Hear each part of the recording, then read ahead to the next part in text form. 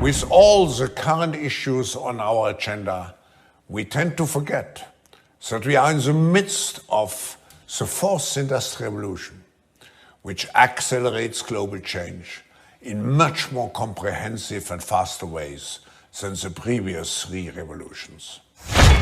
And you see, the difference of this fourth industrial revolution is it doesn't change what you are doing, it changes you. If you take genetic editing, right.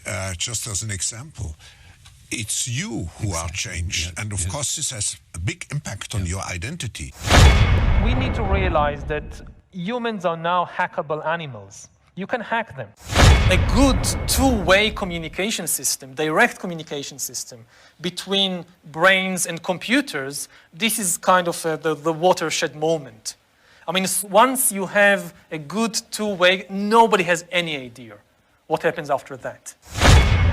No, I think maybe in a couple of decades when people look back, the thing they will remember from the COVID crisis is this is the moment when everything went digital.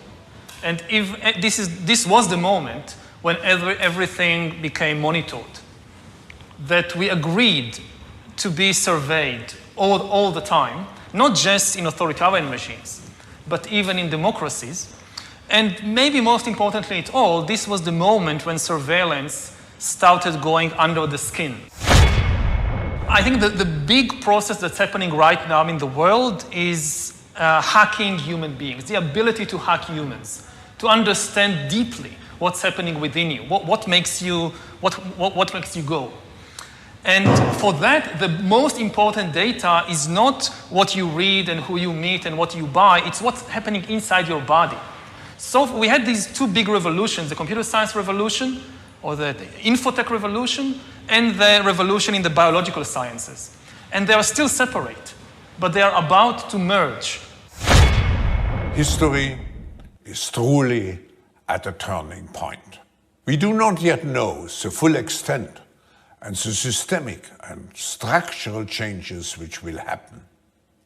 However, we do know that global energy systems, food systems, and supply chains will be deeply affected. But the fourth industrial revolution is actually changing ourselves. It's changing not only what we are doing, it's changing who we are. What the fourth industrial revolution will lead to is a fusion of our physical, our digital, and our biological identities. Smartphones and governments using that technology and a greater threat of surveillance. Can you talk to me about this, and do you think ultimately this is a good or a bad thing for civilization? It could be good, but we need to be very careful about it. What's happening now, it's really a watershed in the history of surveillance. First of all, we see mass surveillance systems entering and being adopted in democratic countries which previously resisted them. Secondly, we see the nature of surveillance changing from over-the-skin surveillance to under-the-skin surveillance.